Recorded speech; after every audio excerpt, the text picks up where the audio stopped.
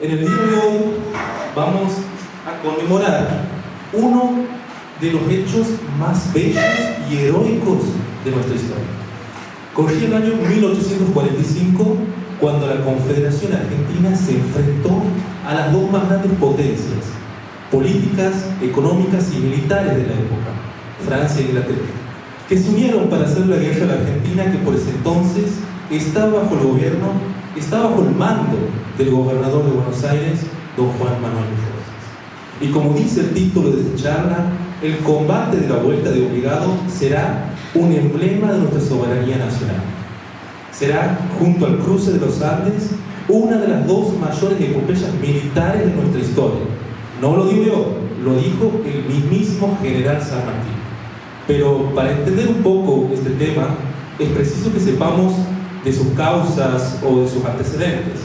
Y para ello vamos a apelar al historiador Alberto Escurra Medrano, que nos dice que el origen de este conflicto se encuentra en las pretensiones de Francia y de Inglaterra de que cesase la lucha que estaba librando la Confederación Argentina, que apoyaba a Manuel Oribe contra Rivera en la banda oriental.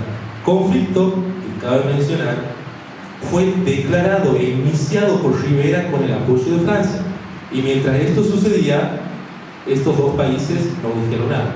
Pero cuando las circunstancias cambian y se vuelven favorables a la Confederación después de la victoria de Arroyo Grande y que Oribe pone sitio a Montevideo, ahí comienzan a considerarla o a juzgarla a este conflicto de perjudicial para la humanidad.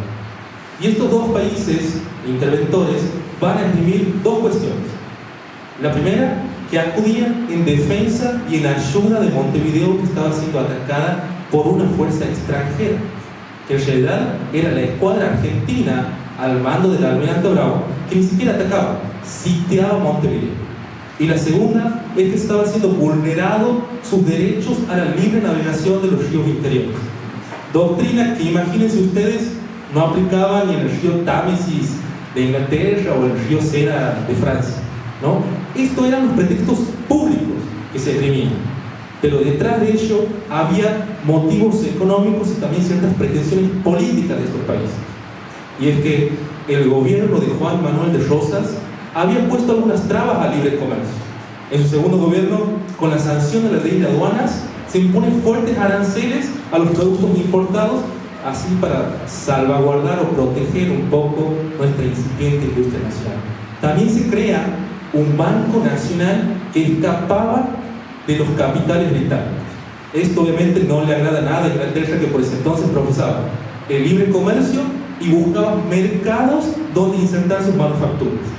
Es así que va a decidir en hacerse con el control del Paraná. ¿Para qué? Para comercializar con las provincias del litoral, especialmente con Corrientes, que estaba sublevada contra Rosas, y Paraguay, que había declarado su independencia, pero que no le era reconocida por la Confederación.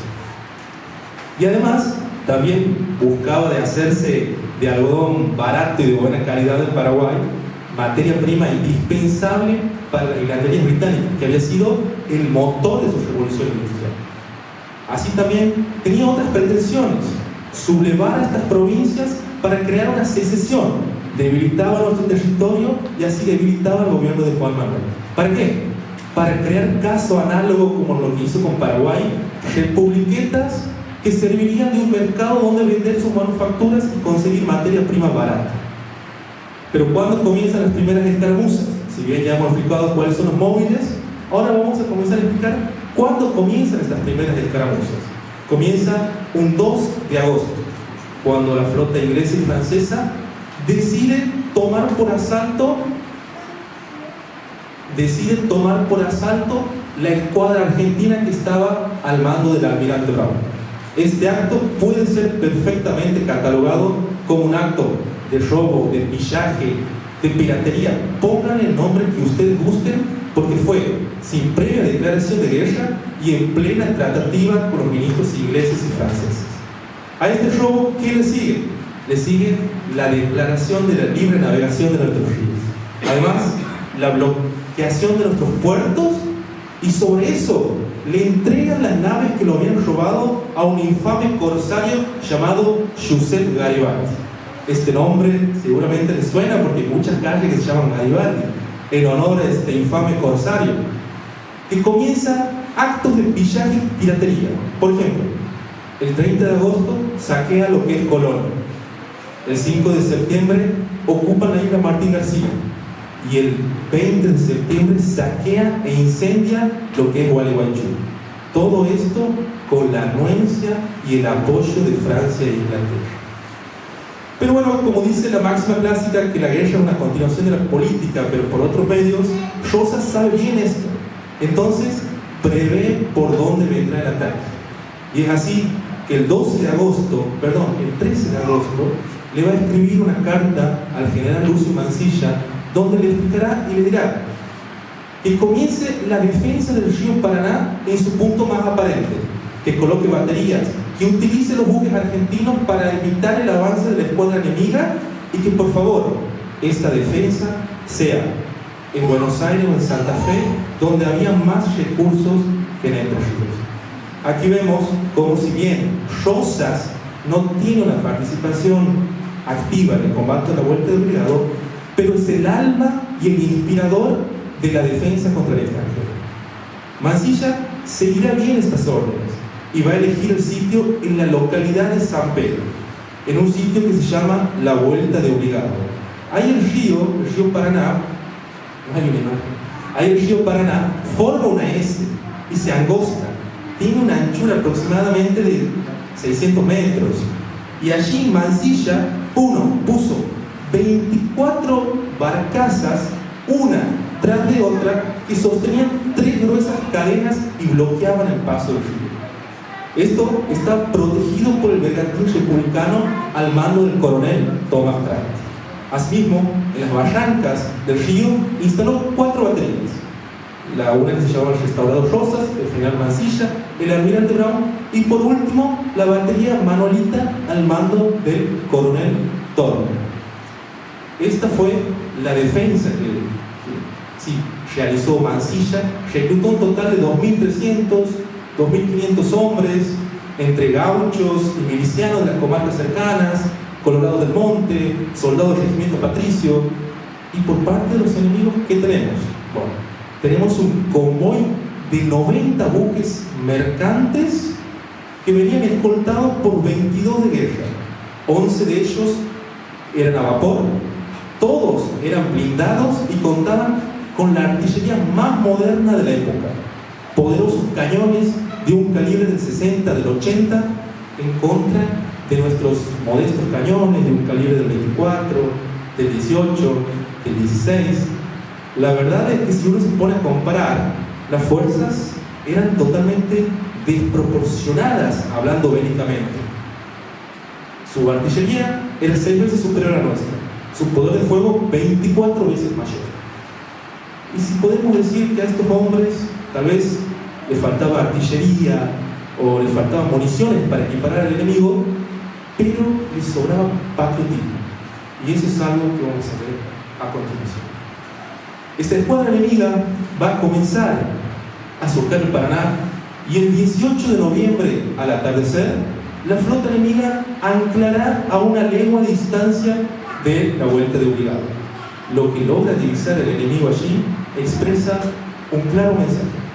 El río está bloqueado por 3 gruesas cadenas, y a sus márgenes hay hombres de poncho y gorro colorado dispuestos a dar la vida por defender ese paso. A la cabeza tenemos un soldado cabal como el general Mansilla. Esas cadenas no están ahí solamente por un fin práctico, que es obstaculizar el paso, sino que le dan un mensaje al enemigo. Las aguas de nuestro río no son de libre navegación y solo se van a conseguir por la fuerza. Mansilla envía 3 lanchones de reconocimiento que rápidamente tienen que replegarse por unos disparos que hace Bunking Dolphin de advertencia. Ese día, por primera vez, han tronado los cañones enemigos en el Paraná. Y así llegamos hasta el 20 de noviembre, que es el glorioso día. Amanece con mucha neblina, pero que pronto esta se disipa. A las 8 de la mañana comienza a soplar un viento sur que es favorable al ataque. Los enemigos deciden avanzar. Mansilla, ante el inminente ataque, dará una arenga a sus hombres que va a quedar para la historia. Mansilla les dice: allí los tenéis, considerar el insulto que hace a nuestra soberanía al navegar los ríos que corren en el interior de nuestro país sin más título que la fuerza. Pero no lo conseguirán impunemente. Trémola en el Paraná el pabellón azul blanco y vamos a morir todos antes que verlo bajar de donde flamea. Resuenan los tambores argentinos y comienza a tocar la banda de patricios. A las orillas del Paraná de ese día se entona el himno nacional. La última estrofa termina con un ¡Viva la patria! El general Mansilla ordena el fuego a los infames agresores. Nuestros cañones disparan macizos proyectiles. Son aproximadamente las 8:40 de la mañana. El combate va a extenderse todo el día hasta el anochecer, pero esos primeros cañonazos van a dejar coronada la defensa de nuestra soberanía nacional. Los buques enemigos avanzan. Primero los buques ingleses, que sufren los impactos y hasta que toman posiciones, ahí la guerra se vuelve general. Los primeros en quedar fuera de combate son los barcos franceses. Hay uno que se llama el General San Martín, que en realidad es nuestro. Nos lo han robado a la escuadra argentina que estaba en Montevideo al mando del almirante Bravo. A propósito, lo han bautizado como San Martín y ahora lo utilizan en nuestra contra. Más de 120 impactos certeros van a dejarlo fuera de combate. Un total de 28 muertos y 2 de sus oficiales heridos. 2 barcos ingleses más vendrán a socorrerlo. También quedarán fuera de combate. Los buques ingleses no corren con una suerte diferente. 2 de ellos tienen que ir aguas abajo a desmontar sus poderosos cañones y hacer reparaciones de emergencia. Han pasado tan solo 2 horas de combate. Y lo que realmente preocupa es saber si daremos abasto con la condición que tenemos.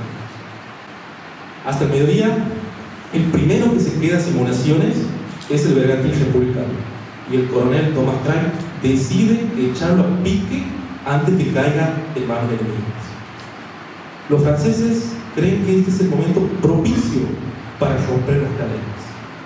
Envían una lancha que es protegida por el poderoso fuego de sus cañones y con un yunque y un martillo rompe las cadenas y así los franceses son los primeros que se abren paso. Disparan a nuestras trincheras dejando innumerables heridos y muertos. A esta altura de la charla yo sé que estamos pensando, bueno, con la cantidad de muertos y heridos seguro que disminuyó el fuego. No, sucede todo lo contrario. El fuego se intensifica con el fin de suplir aquellas bajas que son irreparables. Sin embargo, lo trágico es la falta de municiones. A las 3 de la tarde, la tercera y la segunda batería dejan de sonar. Y a las 4 de la tarde solamente nos queda una batería, la del capitán Torre, que cuenta con los últimos 8 disparos. Y el mismo coronel va a dirigir esos últimos disparos. Y con la precisión de su veteranía no va a errar ninguno. No por nada es el mejor artillero de la Confederación Argentina. Pero una granada que explota cerca de él lo va a herir y le va a afectar el oído y pasará a la historia como el sordo de lugar. Nos hemos quedado sin municiones y los ingleses creen que es el momento ideal para realizar el desembarco y lo hacen. Pero Mansilla, yendo a la cabeza de sus hombres, realiza la carga bayoneta y obliga a los ingleses a reembarcarse de nuevo. Pero la explosión de una granada le lastima el brazo y el abdomen, dejándolo fuera de combate, pero es reemplazado por el jefe del regimiento de patricios, que es el coronel Rodríguez, que realiza otra carga, pero ahora no solamente tienen que lidiar con los ingleses, sino también con los franceses que han decidido desembarcar. Los mantiene al margen durante horas, pero un buque enemigo que ha anclado a tan solo 100 metros de distancia abre fuego contra el coronel Rodríguez, lo que obliga a replegarse y a tomar posiciones en las barrancas donde están las baterías. Allí disputará el terreno palmo a palmo contra el enemigo hasta el anochecer.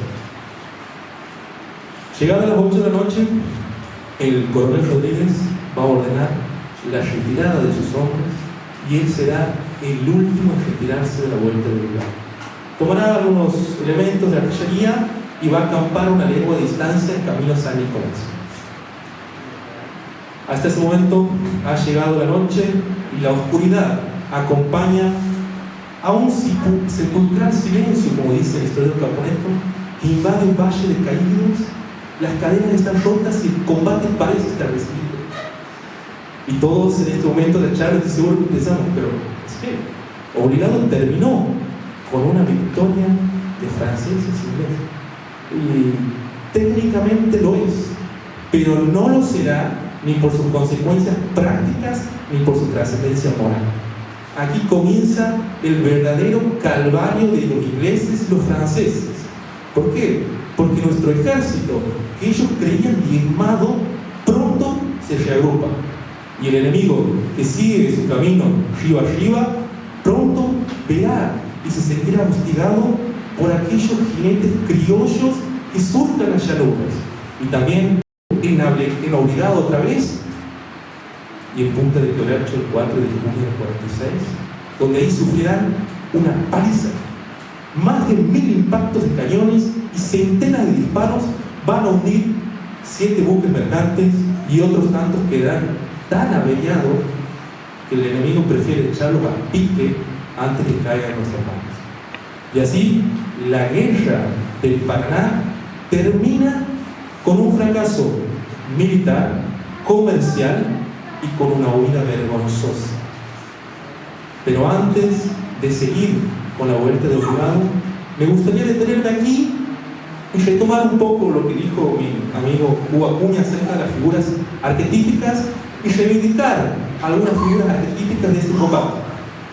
Pero hacer elogios individuales sería realmente incurrir en injustas omisiones, porque todos los que lucharon fueron verdaderamente héroes. Por ende, solamente me voy a limitar a replicar las correspondencias de los enemigos, donde hablaron de algunos de nuestros hombres en este combate. El primero de ellos es uno de los oficiales más altos rango inglés, el oficial Houghton, o como se pronuncia, quien dice en su correspondencia con palabras elogiosas al general Lucio Mansilla que había desplegado una defensa correcta, había elegido el lugar ideal para la defensa y la estrategia militar había sido la más eficaz. También, sorprendido por el temple de nuestro general Mansilla, dice que durante todo el combate estaba de lo más tranquilo tomando mate. Y también destaca que cuando no quedaron más municiones y se hizo el desembarco, fue el primero en ir a la cabeza de sus hombres sin miedo a morir. Y como es de esperar, un hombre con semejante coraje, semejante bravura, terminó la jornada herido. Otros son los relatos del almirante inglés Sullivan. Sullivan relata de un hombre, elogiando realmente la bravura, el coraje de este hombre, que se paseaba en medio del fuego cruzado, totalmente desprotegido por el frente de sus propias baterías. Y era él quien dirigía disparo tras disparo. Este hombre era el coronel Torre. También relata elogiosamente que al momento del desembarco, uno de los oficiales argentinos resistió hasta el último momento y fue el último en retirarse. Y que al hacerlo, los hombres de Sullivan arriaron la bandera que estaba en esa batería, y cuando cayó al piso, se manchó con la sangre de esos héroes que yacían ahí en la vuelta de Obligado. Después de 40 años, el almirante Sullivan, con palabras muy elogiosas y sorprendido por la bravura, la gallardía y la hidalguía de este oficial argentino, restituyó esa bandera al consulado argentino que está en Londres. Ese hombre de quien hablaba era el jefe del regimiento, el coronel Rodríguez. Y aquí una aclaración: esa fue la única bandera que se capturó en Obligado, y oficialmente no fue una bandera argentina, sino que era un estandarte propio del regimiento. Esto es una aclaración que quería hacer antes de continuar. Volviendo a Obligado, como había dicho que terminó la guerra del Paraná en un fracaso militar, comercial y con una huida vergonzosa, es que los ingleses y franceses creían que dominar el Paraná y derrotar a los gauchos cobardes, como había hecho Thiers del Parlamento francés, era tarea fácil. ¿Por qué? Porque hay que entender la guerra del Paraná en un contexto internacional, en medio de las guerras colonialistas. Inglaterra venía de derrotar al Imperio Chino en la guerra del opio, donde había impuesto el libre comercio, el consumo de esa droga y además le controlaba las aduanas. Francia, por su parte, venía de conquistar a Argelia.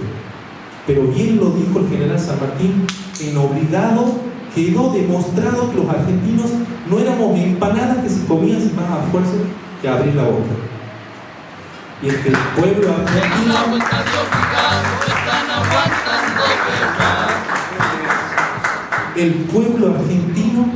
era un pueblo que hacía honor a su espíritu, que estaba dispuesto a defender con su vida aquella conquista de la independencia que con tanto esfuerzo lo habían conseguido.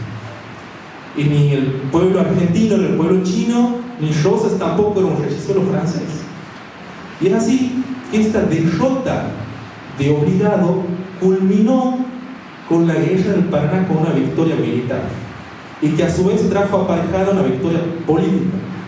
Y si consideramos que la historia es maestra de vida, podemos ver que en nuestra historia nacional tenemos muchas victorias militares, pero que venían después con derrotas políticas. Pero Obligado nos dio una victoria política. Hizo que las dos más grandes potencias del mundo reconocieran la soberanía de nuestros ríos interiores, que nos devolvieran la isla Martín García, que nos devolvieran algunos de nuestros buques, y también que la fragata Harpic desagraviara con 21 cañonazos del pabellón nacional en el puerto de Buenos Aires. Yo aquí me quiero detener y quiero hacer una pregunta a los que están aquí presentes. Y por favor, corríjame. Yo soy profesor de historia, no tengo por qué tampoco saber todo.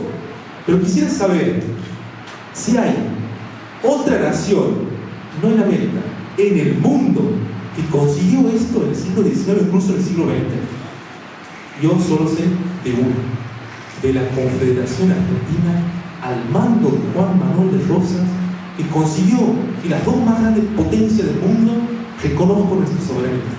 Y con él a la cabeza se firmaron los tratados más honrosos que se han firmado en nuestra historia. Es por eso que Rosas no admite comparación alguna con ningún político demagogo ni del siglo XX ni de este siglo. ¿Por qué digo esto? Lamentablemente tengo una mala experiencia o mala anécdota. Durante mi transcurso como formación docente en una clase, una profesora me mira y me dice: Jiménez, ¿con qué político actual usted lo compararía a don Juan Manuel de Rosas? Me quedo en silencio un rato y le digo: no, profesor, disculpe, con ninguno. No, usted se equivoca, me dice, y procede a compararlo con un político de este siglo, que no es conocido ni por su patriotismo ni por sus grandes virtudes, sino que es conocido por haber entrado pobre a la política y haberse enriquecido delito tras delito y desfalco tras desfalco contra la hacienda pública.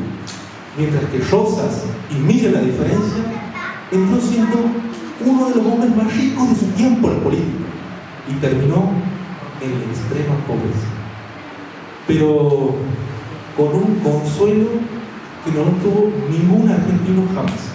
Y como dice Caporetto, en la pared de su rancho lucía intacto el sable de Chacabuco y Maipú, ese sable que heredó en el tercer artículo de su testamento nuestro general San Martín. Chacala del clavel metiéndose por la vena.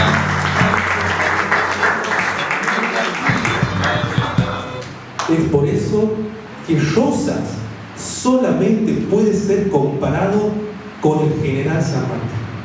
Es Rosas el heredero de su sable, el continuador de su política, es Rosas el gran americano. No quería terminar sin hacer el debido homenaje a Rosas. Y hay algo, porque este gesto entre estos dos grandes sorprendió tanto a Leopoldo Lugones, el poeta de la patria, que escribió un poema que yo lo he escuchado en conferencias de Antonio Caponeto y lo leí en el libro de Ezequiel Araujo que me prestó el amigo Sabac, que está aquí presente, que dice así: y Rosas entonces alzó su cabeza, principalmente hermosa y sobria, puso a pelear a su pueblo y ambidiestro formidable se batió con un brazo contra la traición interna y con el otro contra la invasión extranjera que venía a saquear estas tierras. Echó a la tempestad riendas de hierro que manejó con su puño de gran jinete de pueblos y de potros, y por segunda vez le salvó la independencia. Ese poema que a mí me gustó y que me pareció perfecto traerlo aquí, porque fue ese gesto de dos grandes que inspiró ese poema en Leopoldo Lugones. Y bueno, estamos concluyendo esta charla. No me queda más que agradecer su presencia. Y yo he dicho en la charla que obligado termina con la victoria política. Eso es importante, sí, es importante. Pero me he olvidado de mencionar algo que también es muy importante. Y es que obligado retempló el espíritu de los argentinos. Ese espíritu que otrora nos dio la resistencia para combatir con los ingleses en 1806 y en 1807, nos devolvía la conciencia de nuestro propio valor y la conciencia como nación. Y como dice Leopoldo Lugones, no nos dimos por vencidos ni aún vencidos. Y si comparamos la Argentina de hoy con esa Argentina de antaño, nos vamos a dar cuenta de que actualmente los argentinos hemos perdido la conciencia como nación, que nos han quebrado el espíritu, que hemos perdido el sentido de la dignidad y del honor, y que la mayoría de la sociedad de la Argentina hoy se encuentra totalmente envilecida y adocenada en el vicio. Y si queremos recuperar la patria, primero tenemos que comenzar por inculcar la virtud, por ejercitar la virtud del patriotismo para poder amarla. Y es por eso que es muy importante ese tipo de actividades, porque aquí honramos, homenajeamos a nuestros héroes, a nuestros mártires, a nuestras grandes gestas, porque solamente se lucha por lo que se ama lo que se respeta, y se respeta lo que al menos se conoce. Por eso es que nuestra juventud, si no conoce estos hechos históricos, nunca podrá amar a la patria y seguirá teniendo como ídolos, discúlpenme la expresión, a personajes descerebrados, inmorales de la farándula. Es por eso que debemos tener siempre estas gestas, amar a nuestra patria, para así poder recuperar aquellos valores que una vez hicieron grande esta nación. Y solo de esa única manera encauzaremos esta patria que está en ruinas para recuperar, como lo hicieron nuestros antepasados en Obligado, el señorío sobre los pueblos. Muchas gracias. En la vuelta de Obligado están aguantando guerra.